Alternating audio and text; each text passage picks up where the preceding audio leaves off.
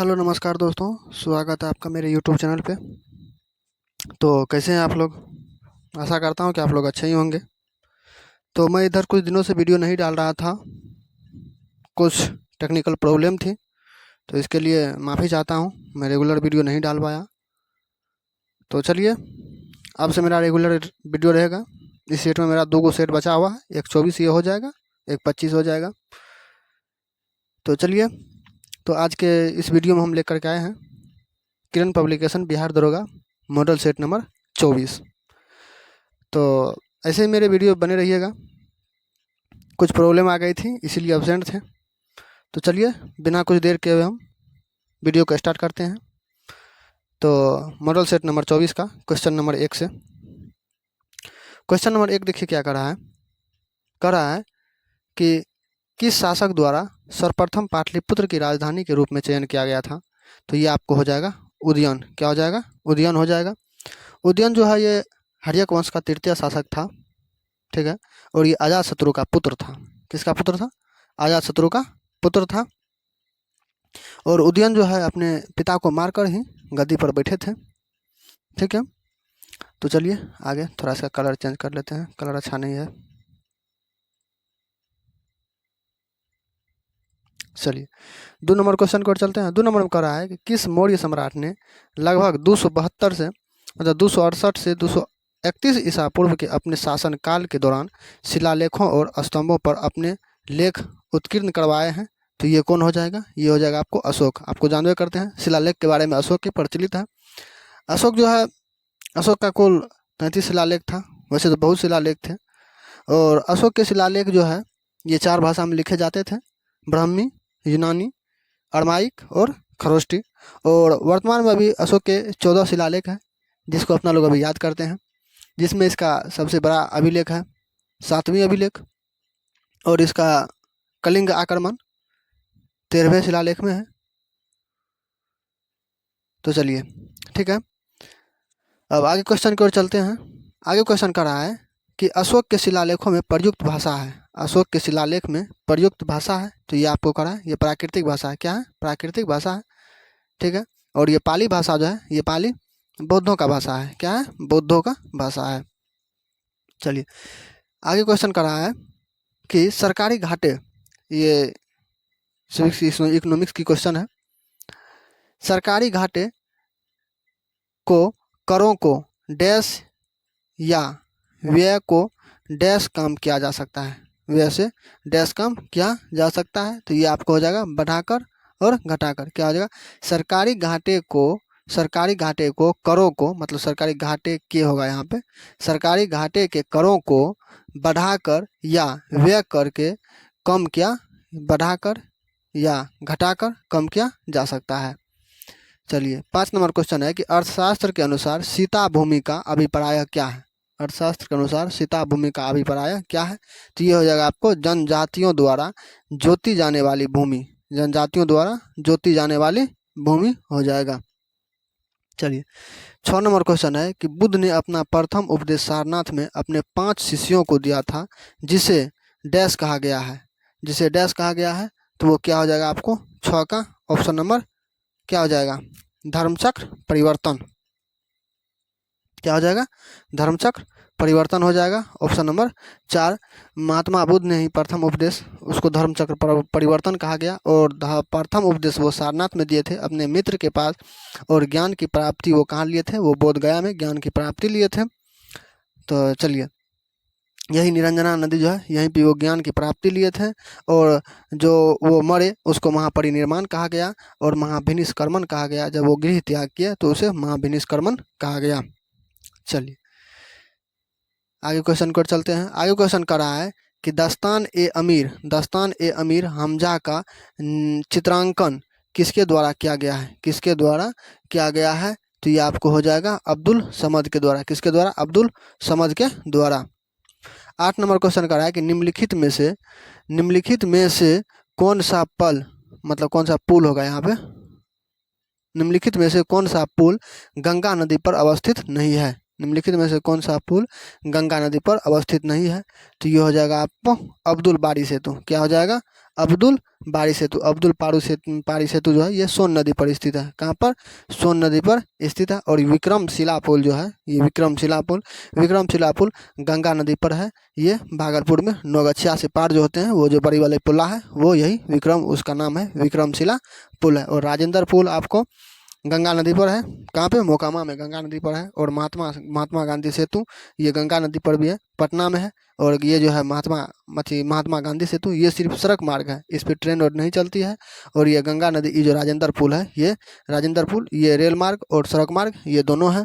और विक्रमशिला जो है, विक्रमशिला ये भी सिर्फ सड़क मार्ग है। विक्रमशिला और गांधी सेतु ये सड़क मार्ग है। और राजेंद्र पुल ये विक्रम मतलब सड़क जो है उस पर सड़क मार्ग भी है और रेल मार्ग भी है। और अब्दुल बारी सेतु जो है, ये अब्दुल बारी सेतु जो है ये सोन नदी पर कोइलवर में है। कहाँ पर है? सोन नदी पर कोइलवर में। और इस पे रेल मार्ग और सड़क मार्ग दोनों है।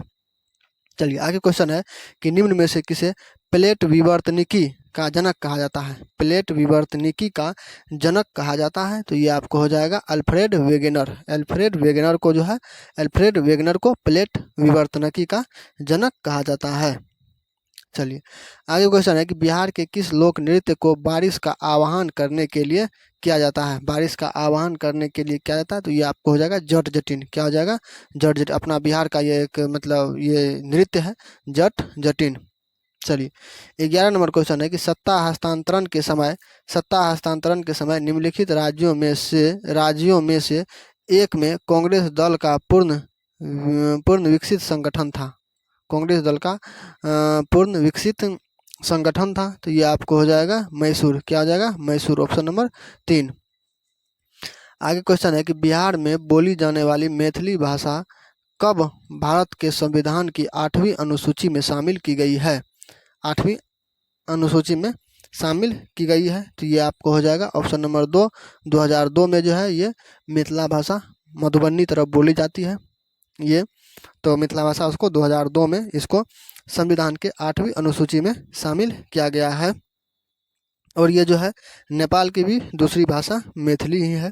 ठीक है, चलिए आगे क्वेश्चन की ओर चलते हैं। आगे क्वेश्चन कर रहा है 13 नंबर में। 13 नंबर कर रहा है कि त्रावणकोर में कांग्रेस ने त्रावणकोर राज्य के जिस दीवान को स्वेच्छाधारी सरकार के विरुद्ध सविनय अवज्ञा आंदोलन प्रारंभ किया था वे कौन थे? तो वे थे आपको सीपी रामास्वामी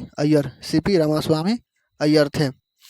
चलिए आगे क्वेश्चन है कि संसद और प्रत्येक राज्य के विधानमंडल के सभी चुनावों के लिए तथा राष्ट्रपति और उपराष्ट्रपति के पदों के चुनावों के लिए मतदान सूची तैयार करने की भूमिका निर्वहन कौन करता है? तो ये आपको हो जाएगा 14 का ऑप्शन नंबर 3 चुनाव आयोग। कौन करता है? चुनाव आयोग का पाथी जो है 324 में, कितना में है? 324 में है।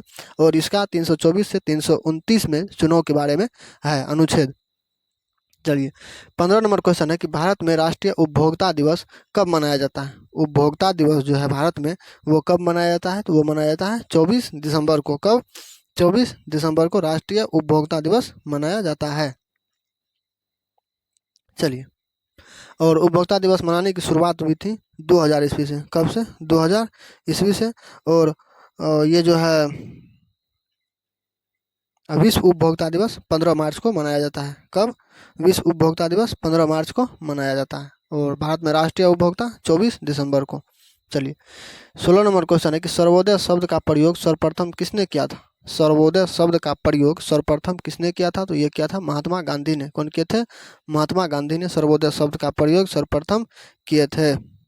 चलिए आगे क्वेश्चन है कि भारतीय संविधान का कौन सा अनुच्छेद कानून के समक्ष समानता प्रदान करता है? कानून के समक्ष समानता ये हो जाएगा आपको ऑप्शन नंबर 2 14।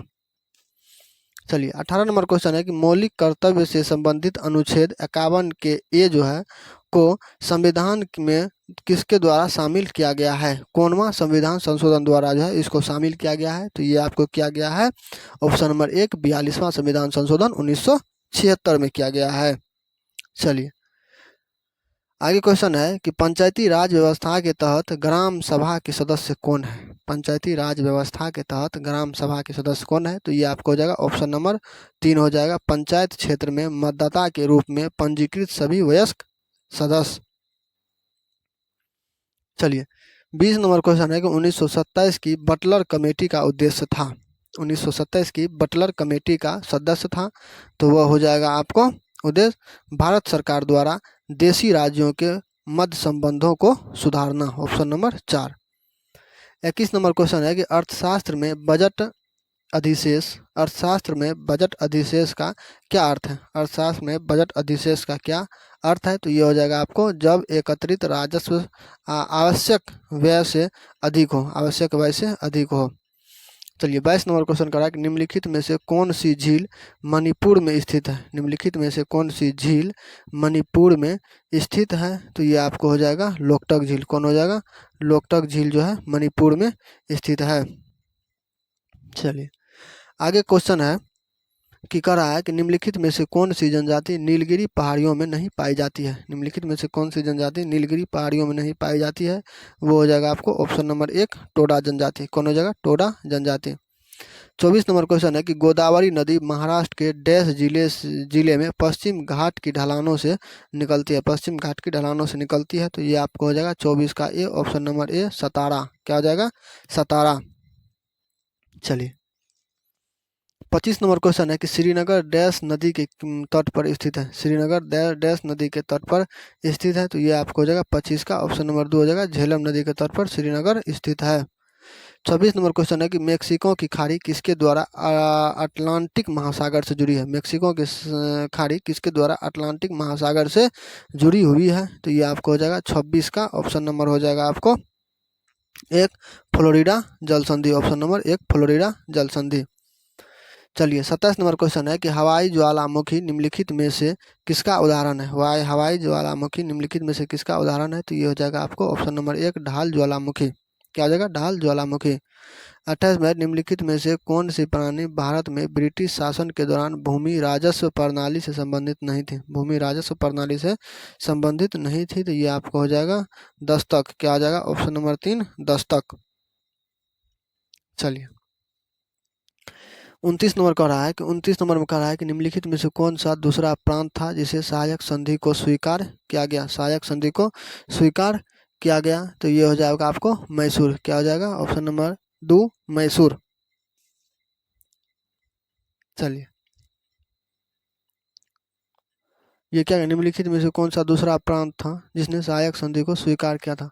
दूसरा पूछ रहा है, तो दूसरा मैसूर हो जाएगा, और अगर पहला पूछता तो पहला हैदराबाद हो जाता। इसको थोड़ा आप लोग देख लीजिएगा, इसमें 7-8 गो है इम्पोर्टेंट के तौर पे, तो इसको देख लीजिएगा। अगर आपको यहीं पे पूछ दे कि निम्नलिखित में से कौन सा तीसरा प्रांत था जिसने सहायक संधि को स्वीकार किया था, तो तीसरा हो जाएगा आपको तंजौर। तो ये आपको बोल देता हूँ, अगर आपको इच्छा होगा तो आप लिख लीजिएगा। हैदराबाद जो है 1798 ईस्वी में ये सहायक संधि को स्वीकार किया था। दूसरा स्थान पे मैसूर है, 1799 में किया था। तंजौर 1799 में किया था। अवध भी 1801 में किया था। पेशवा 1802 में किया था। और ये क्या कहते हैं बरार के भोसले, ये भी दिसंबर में किए थे, दिसंबर 1803 में। और सिंधिया फरवरी 1804 में किए थे। तो 1 नंबर पे हैदराबाद हो जाएगा, इसके बाद मैसूर, इसके बाद तंजौर, इसके बाद अवध, पेशवा और बरार के भोसले और सिंधिया हो जाएगा। इसको आप लोग देख लीजिएगा। चलिए 30 नंबर क्वेश्चन कर रहा है कि मेरठ छावनी में 1857 के सैनिक विद्रोह की शुरुआत कब हुई थी? मेरठ छावनी में पूछ रहा है, तो मेरठ छावनी में हो जाएगा आपको 3 तारीख को, 3 मई 1857 को हो जाएगा मेरठ छावनी में। चलिए 31 नंबर क्वेश्चन कर रहा है कि महात्मा गांधी के किस अमेरिकी जीवनी लेखक ने लिखा था कि असहयोग भारत की गांधी जी के जीवन में एक युग का नाम बन गया है? एक युग का नाम बन गया है, तो ये किसने लिखे थे? तो ये लिखे थे आपको लुईस फिशर ने। कौन लिखे थे? लुईस फिशर ने। चलिए 32 नंबर में कह रहा है कि भारत के पहले प्रधानमंत्री पंडित जवाहरलाल नेहरू ने 14 अगस्त 1947 को मध्यरात्रि को नियति से वादा शीर्षक भाषण कहाँ से दिया था? शीर्षक भाषण कहाँ से दिया था? तो ये आपको हो जाएगा 32 का दिन संसद विधानसभा से दिए थे। चलिए आगे क्वेश्चन की ओर चलते हैं। आगे क्वेश्चन कर रहा है कि 1946 के अंतरिम सरकार में कार्यकारी परिषद के अध्यक्ष कौन थे? अंतरिम सरकार में कार्यकारी परिषद के अध्यक्ष कौन थे? तो ये आपको थे जवाहरलाल नेहरू थे। चलिए आगे क्वेश्चन है कि लगभग डैश केल्विन पर जल का घनत्व सबसे अधिक होता है। कितना केल्विन जो है उसका जल का घनत्व सबसे अधिक होता है?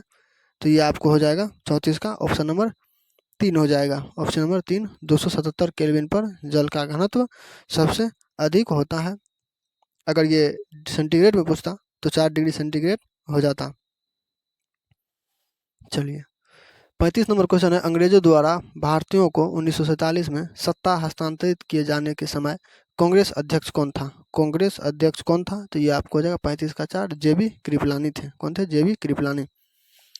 36 में है कि रामायण की रचयिता वाल्मीकि के आश्रम निम्नलिखित में से कहाँ स्थित है? रामायण का जो रचयिता है ये वाल्मीकि जो लिखे हैं उसके आश्रम कहाँ पे है? तो उसके आश्रम है आपको ब्रह्मावर्त में। कहाँ पे है? ब्रह्मावर्त में।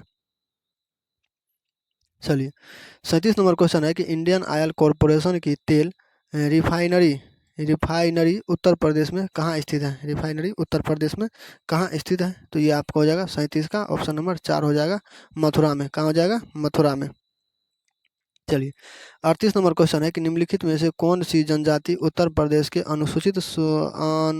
अधिसूचित अनुसूचित जनजाति की सूची में शामिल नहीं है? तो ये आपको हो जाएगा 38 का 3 थारू। क्या हो जाएगा? थारू। 39 नंबर क्वेश्चन है कि निम्नलिखित हिंदुस्तानी शास्त्रीय गायकों में से किसका संबंध उत्तर प्रदेश राज्य से है? उत्तर प्रदेश राज्य से है तो ये आपको हो जाएगा सिद्धेश्वरी देवी। सिद्धेश्वरी देवी हो जाएगा। 40 नंबर क्वेश्चन है कि लंदन में द्वितीय गोलमेज सम्मेलन की असफलता इनकी छत्र छाया में हुआ। असफलता इनकी छत्र छाया में हुआ तो ये कौन थे? ये थे आपको इरविन गांधी समझौता। इरविन गांधी समझौता। 41 में क्वेश्चन है कि जनगणना 2011 के अनुसार निम्नलिखित में से किस जिले की आबादी सबसे अधिक थी? किस जिले की आबादी सबसे अधिक थी? तो ये आपको हो जाएगा ऑप्शन नंबर 1 हो जाएगा, मधुबनी। क्या हो जाएगा? मधुबनी। चलिए 42 नंबर क्वेश्चन है कि संविधान के 73वें संशोधन का संबंध किससे है? संविधान का 73वां संविधान पूछ रहा है तो ये आपको हो जाएगा पंचायती राज अधिनियम से। 73वां संविधान संशोधन कब हुआ था? 1993 में हुआ था। चलिए 43 नंबर क्वेश्चन में चलते हैं। 43 नंबर क्वेश्चन कह रहा है कि बिहार राज्य विद्युत बोर्ड की स्थापना कब की गई थी? बिहार राज्य विद्युत बोर्ड की स्थापना कब की गई थी? तो यह हो जाएगा आपको 1 अप्रैल 1958 को बिहार विद्युत बोर्ड की स्थापना की गई थी 1 अप्रैल 1958 को। आगे क्वेश्चन है कि लोकसभा की कार्यवाही में भाग लेने का अधिकार कौन नहीं होता है? लोकसभा के कार्यकारिणी में भाग लेने का अधिकारी कौन नहीं होता है? तो ये आपको हो जाएगा 44 का ऑप्शन नंबर 4 भारत के राष्ट्रपति व सचिव। भारत के राष्ट्रपति के सचिव।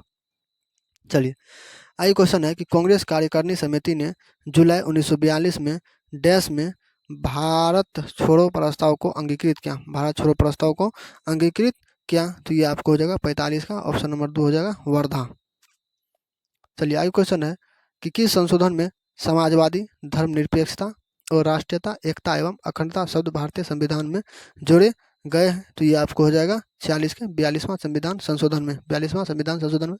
उधर एक और था कि 42वां संविधान संशोधन, तो उधर क्वेश्चन क्या था कि 42वां संविधान संशोधन का, क्या 42वां संविधान संशोधन में जो है बहुत चीज़ जोड़ा गया है। काफ़ी चीज़ 42वां संविधान संशोधन में जोड़े गए हैं। हाँ उधर था कि 42वां संविधान संशोधन में 51 का क जो है उसको जोड़ा गया है 42वां संविधान संशोधन के तहत, जो कि 4 के क में है।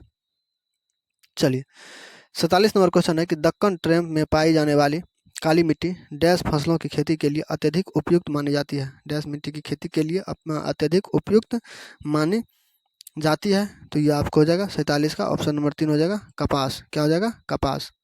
चलिए आगे क्वेश्चन की ओर चलते हैं। आगे क्वेश्चन है कि 73वें संविधान संशोधन निम्नलिखित में से किससे संबंधित था? 73वें संविधान संशोधन निम्नलिखित में से किससे संबंधित था? तो ये आपको हो जाएगा पंचायती राज संस्थाएं से। क्या देखिए ये 48 नंबर क्वेश्चन और 42 नंबर क्वेश्चन दोनों सेम ही है, सिर्फ इसका थोड़ा ऑप्शन यहाँ पर कर रहा है पंचायती राज अधिनियम, यहाँ पर कर रहा है पंचायती राज संस्थाएं। मारने वाला दोनों सही मारता होगा, नहीं तो गलती अगर एक हुआ होगा तो दोनों गलती हुआ होगा। चलिए 49 नंबर क्वेश्चन कर रहा है कि पश्चिमी घाट का सर्वोच्च शिखर कौन सा है? पश्चिमी घाट का पूछ रहा है, पश्चिमी घाट का सर्वोच्च शिखर कौन है? तो ये आपको हो जाएगा अनाईमुडी। क्या हो जाएगा? अनाईमुडी हो जाएगा। चलिए 50 नंबर क्वेश्चन है कि जौनपुर में डैश के द्वारा निर्मित अटाला मस्जिद अन्य मस्जिदों के निर्माण के लिए मिसाल बन गई है, मिसाल बन गई है। तो ये कह रहा है कि जौनपुर में ये जो मंदिर निर्माण है यटला मस्जिद, ये अन्य मंदिरों के निर्माण के लिए एक मिसाल बन गई है। ये कौन बनाए हैं यही पूछ रहे हैं। तो ये हो जाएगा आपको 50 का ऑप्शन नंबर 2 हो जाएगा इब्राहिम सरकी। क्या हो जाएगा? इब्राहिम सरकी। चलिए 51 नंबर क्वेश्चन का है, निम्नलिखित में से कौन लगातार 2 बार राष्ट्रपति रहे हैं? निम्नलिखित में से कौन लगातार 2 बार राष्ट्रपति रहे हैं? तो ये आपको हो जाएगा 51 का 1 हो जाएगा। क्या हो जाएगा? 51 का 1 डॉक्टर राजेंद्र प्रसाद। 52 में है कि निम्न में से कौन सा नदी बेसिन विश्व का सर्वाधिक आबादी वाला नदी बेसिन है? विश्व का सर्वाधिक आबादी वाला बेसिन है। तो ये हो जाएगा आपको 52 का ऑप्शन नंबर 1 हो जाएगा गंगा। बेसिन पूछ रहा है, विश्व का सर्वाधिक आबादी वाला नदी बेसिन, तो नदी बेसिन हो जाएगा आपको गंगा। चलिए आगे क्वेश्चन है कि विश्व की विशालतम स्वर्ण क्षेत्र दक्षिण अफ्रीका की निम्न में से कौन सी पर्वत श्रेणियों में अवस्थित है? कौन सी पर्वत श्रेणियों में अवस्थित है? तो ये आपको हो जाएगा 53 का ऑप्शन नंबर 3 हो जाएगा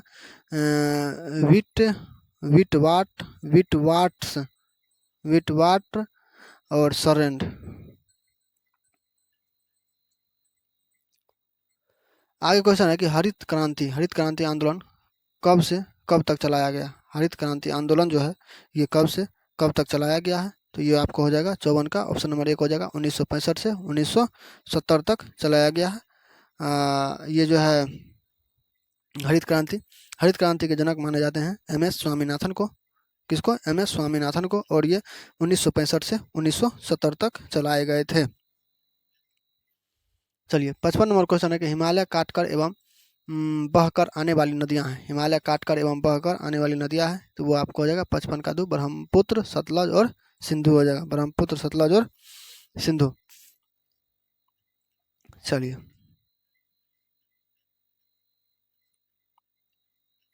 ये क्या नंबर था? ये 55 का था, सही है। 56 पे आते हैं। 56 में कह रहा है कि निम्नलिखित में से कौन सा मानवीय पुरुष प्रजनन प्रणाली का हिस्सा नहीं है? मानवीय पुरुष प्रजनन प्रणाली का हिस्सा नहीं है। तो ये आपको हो जाएगा डिंब वाहिनी नली हो जाएगा। 57 नंबर क्वेश्चन कर रहा है कि निम्नलिखित में से कौन सा हार्मोन शरीर में कार्बोहाइड्रेट, प्रोटीन और वसा उपापचन को नियंत्रित करता है ताकि विकास के लिए शरीर को इनका सबसे अच्छा संतुलन प्रदान किया जा सके? तो ये आपको हो जाएगा 57 का ऑप्शन नंबर 3 हो जाएगा थायरोक्सिन। क्या हो जाएगा? थायरोक्सिन। चलिए 58 नंबर क्वेश्चन कर रहा है कि पादपों में निम्नलिखित में से किस प्रक्रिया द्वारा घुले हुए खनिजों और जल को जड़ों से पत्तियों तक ऊपर की ओर गति करने में मदद मिलती है? ऊपर की ओर गति करने में मदद मिलती है। तो ये आपको हो जाएगा 58 का ऑप्शन नंबर 3 हो जाएगा स्थानांतरण। 59 नंबर क्वेश्चन है कि WHO द्वारा भारत में सबसे पहले पहचाने जाने वाले कोरोना वायरस वेरिएंट को कौन सा नए नाम दिया गया था? तो ये आपको हो जाएगा 59 का कप्पा और डेल्टा उसका नाम दिया गया था। आगे है कि 42वें संशोधन अधिनियम 1976 से भारतीय संविधान में एक नया अध्याय जोड़ा गया था। वह अध्याय क्या है? तो वह अध्याय आपको हो जाएगा ऑप्शन नंबर 3 मौलिक कर्तव्य जोड़ा गया है। जो कि मौलिक कर्तव्य, इससे पिछला जो क्वेश्चन में पूछा गया था कि 42वां संविधान संशोधन में क्या हुआ था, 51 का क जोड़ा गया है, इसी में जोड़ा गया है। मौलिक कर्तव्य में 51 का क जोड़ा गया है और मौलिक कर्तव्य 4 के भाग 4 के क में है और अनुच्छेद 51 का क है। ठीक है, वही जोड़ा गया, देख लीजिए। मतलब जो है ये संविधान संशोधन से 4 क्वेश्चन मिल गया। एक उधर मिल गया था कि 73वां को संविधान संशोधन से मतलब क्या 73वां संविधान संशोधन में क्या है, तो पंचायती के बारे में था, वो भी मिल गया 2 जगह। और देखिए 42वां संविधान संशोधन उल्टा के पूछ दिया, वहाँ पे अनुच्छेद पूछा था और यहाँ पे भाग पूछ दिया है। ठीक है, तो दरोगा में खास करके इकोनॉमिक्स, पॉलिटी इधर ज़्यादा मायने रखती है और इधर आपको मॉडर्न हो गया। चलिए 61 नंबर क्वेश्चन में कह रहा है कि प्रत्येक गुर्दे में बड़ी संख्या में निस्पंदन इकाई पाई जाती है जिन्हें किस नाम से भी जाना जाता है? मतलब कह रहा है किसे उसे अन्य नाम से भी जाना जाता है, तो उसका क्या नाम है? तो उसका नाम है नेफ्रॉन। क्या नाम है? नेफ्रॉन। चलिए 62 नंबर क्वेश्चन है कि लिटमस विलय एक बैंगनी रंग का रंजक होता है जिसे जिसे जिसे डैश से प्राप्त किया जाता है, जिसे डैश से प्राप्त किया जाता है, तो ये आपको हो जाएगा लाइकेन। क्या हो जाएगा? Option number 3 lichen. चलिए कहते हैं 63 नंबर क्वेश्चन है कि निम्नलिखित में से कौन सा तत्व तांबे को उसके यौगिक में विस्थापित कर सकता है? तांबे को उसके यौगिक में विस्थापित कर सकता है, तो ये आपको हो जाएगा 63 का ऑप्शन नंबर 2 हो जाएगा जस्ता। क्या हो जाएगा? जस्ता। चलिए 64 में कह रहा है कि निम्न में से कौन पर्वतमाला को एशिया और यूरोप के बीच सीमा माना जाता है? एशिया और यूरोप के बीच सीमा माना जाता है, ऐसा कौन पर्वतमाला है? तो ये आपको हो जाएगा ऑप्शन नंबर 4 हो जाएगा यूराल। यूराल पर्वतमाला जो है इसको एशिया और यूरोप के बीच सीमा माना जाता है। चलिए 65 नंबर क्वेश्चन है कि निम्नलिखित में से कौन सी धातु सबसे अधिक आधारवर्ध होती है? आधारवर्ध होती है, तो ये आपको हो जाएगा 65 का ऑप्शन नंबर 4 हो जाएगा सोना और चांदी। मतलब कर रहा है आधारवर्ध मतलब हुआ कि सबसे ज़्यादा तन्यता होता है, सबसे ज़्यादा उसको अगर गर्म करके उसको अगर पिघला के अगर उसको लंबा कीजिए तो सबसे ज़्यादा ये नम्रता है। इसीलिए कह रहा है कि निम्नलिखित में से कौन सी धातु जो है सबसे अधिक आधारवर्ध होती है, तो वो हो जाएगा आपको सोना और चांदी। चलिए 66 नंबर क्वेश्चन है कि आधुनिक आवर्त सारणी में निम्नलिखित में से किस आवर्त में 5 गैर धातु को रखा गया है? 5 गैर धातु को रखा गया, तो ये आपको हो जाएगा 66 का ऑप्शन नंबर 2 हो जाएगा आवर्त 2 में। क्या हो जाएगा? आवर्त 2 में हो जाएगा। चलिए 67 नंबर क्वेश्चन कर रहा है 51 ग्राम अमोनिया में कितने मोल अमोनिया मौजूद होती है? 51 ग्राम अमोनिया में कितने मोल अमोनिया मौजूद होती है? तो ये आपको हो जाएगा 67 का ऑप्शन नंबर 2 हो जाएगा 3 ग्राम। क्या हो जाएगा? 3 ग्राम।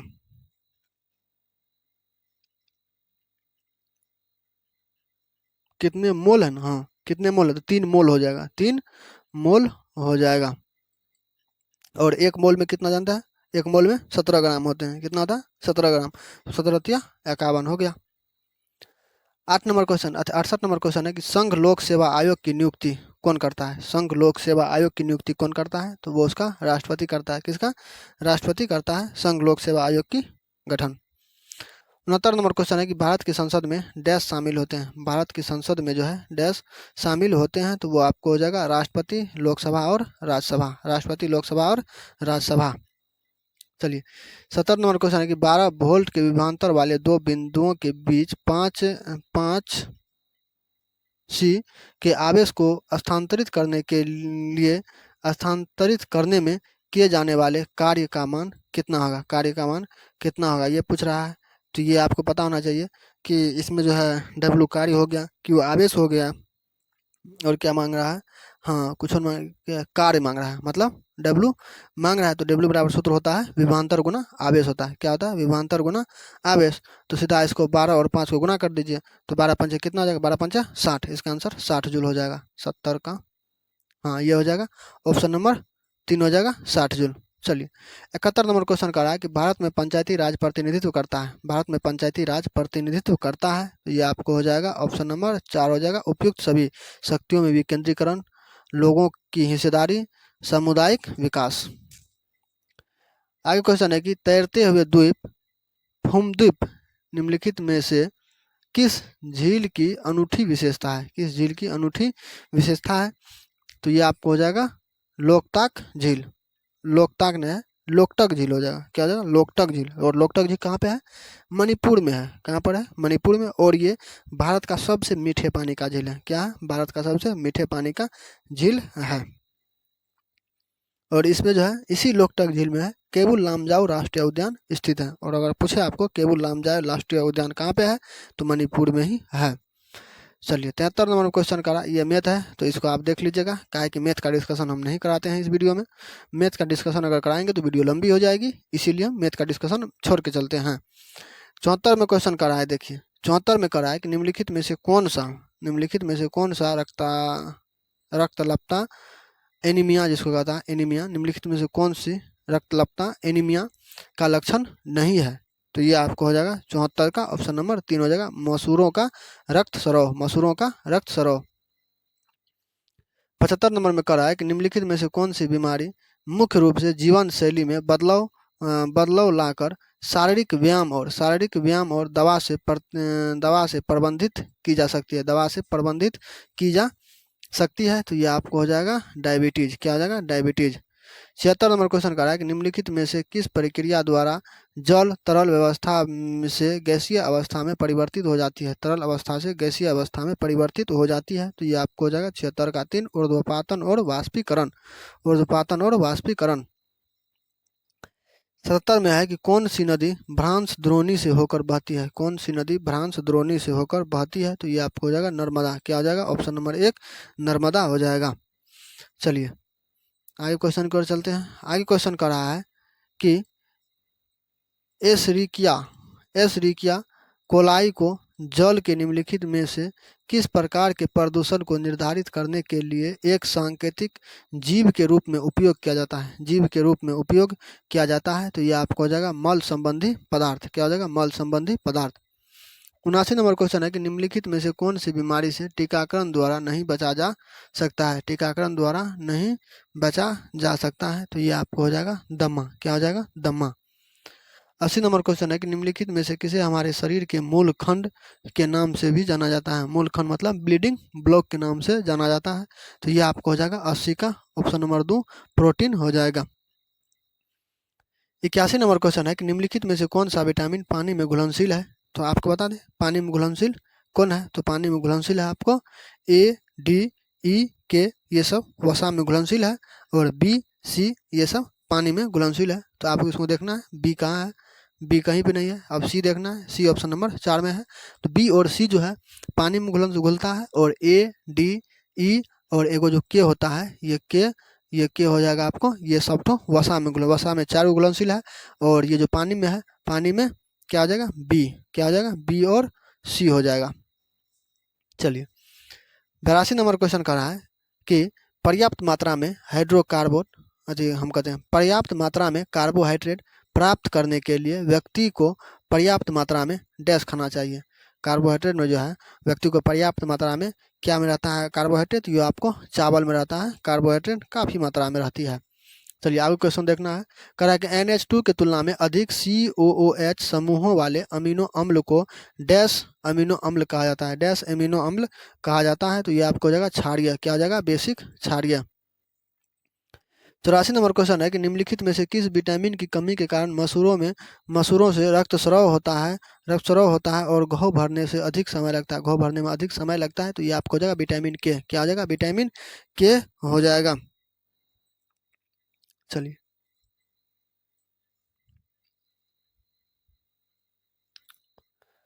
नहीं दोस्तों रुकिए 84 का 3 कर रहा है। निम्नलिखित में से किस विटामिन की कमी के कारण मसूरों में रक्तस्राव होता है और घाव भरने में अधिक समय लगता है? ये विटामिन सी हो जाएगा, विटामिन सी हो जाएगा। ये तो है कि रक्त को रोकता है, विटामिन के रक्त को रोकता है। और विटामिन ए जो है ये इसमें इसे रेटिनॉल कहते हैं, ये गाजर और में पाया जाता है। ठीक है। B1 हो जाएगा आपको थायमिन, ये सब नहीं है, विटामिन सी हो जाएगा। 85 में है कि ईगल एक्ट जो हाल ही में सुर्खियों में था किस देश से संबंधित है, किस देश से संबंधित है? ये आपको हो जाएगा अमेरिका से। कहाँ से? अमेरिका से। चलिए 86 नंबर क्वेश्चन कर रहा है कि प्राद्वीपीय अवस्थित है, प्राद्वीपीय कहाँ पर अवस्थित है? तो ये आपको उड़ीसा राज्य में प्राद्वीपीय अवस्थित है, उड़ीसा राज्य में। 87 में है ये रीजनिंग है, इसको भी देख लीजिएगा। 88 में मैथ है, इसको भी देख लीजिएगा। 89 में देखिए क्या करा है कि महाराष्ट्र एवं कर्नाटक में पश्चिमी घाट डैश कहलाते हैं, महाराष्ट्र एवं कर्नाटक में पश्चिमी घाट क्या कहलाते हैं? तो पश्चिमी घाट आपको कहलाते हैं ऑप्शन नंबर 2 सह्याद्री। क्या कहलाते हैं? सह्याद्री, महाराष्ट्र और कर्नाटक। तो आपको इस सब के लिए मैप पढ़ना पड़ेगा, और अगर आप मैप पढ़े होंगे तो आपको ये दिमाग में ही बन गया होगा कि महाराष्ट्र और कर्नाटक के इस भाग जो है इसको क्या कहते हैं? इसको सह्याद्री कहते हैं। और आपको मैप में भी दिमाग में आना चाहिए कि महाराष्ट्र और कर्नाटक किस साइड में है, तो ये आपको तुरंत बन जाएगा। ठीक है। तो ये महाराष्ट्र कर्नाटक ये दक्षिण छोर में पड़ जाती है, और जो कि ये गुजरात साइड में है, गोवा और जिधर गोवा गुजरात है इधर है महाराष्ट्र और कर्नाटक। और उसी के भाग में जो है उसी के पश्चिमी घाट, उसको पश्चिमी घाट कहता है, उसी के पश्चिमी घाट को सह्याद्री कहते हैं। क्या कहते हैं? सह्याद्री कहते हैं। 90 नंबर क्वेश्चन है कि निम्नलिखित में से कौन सा एक राजकोषीय नीति का उदाहरण नहीं है, राजकोषीय नीति का उदाहरण नहीं है? तो यह आपको हो जाएगा ब्याज दर। क्या हो जाएगा? ब्याज दर।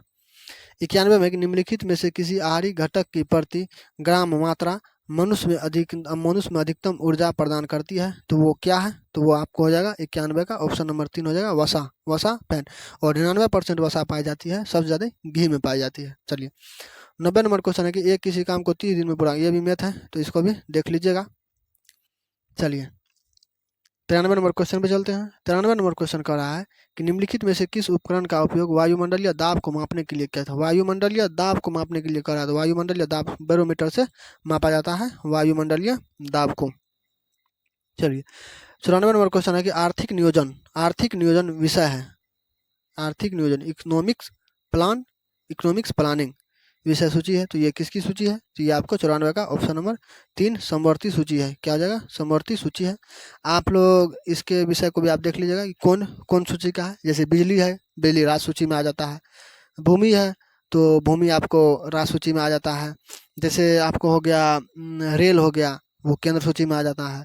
ये सब आप एक बार देख लीजिएगा कि कौन चीज़ कौन सूची में आता है। और ये सब जो है इसका उल्लेख आपको भाग 7 में है। कितना में है?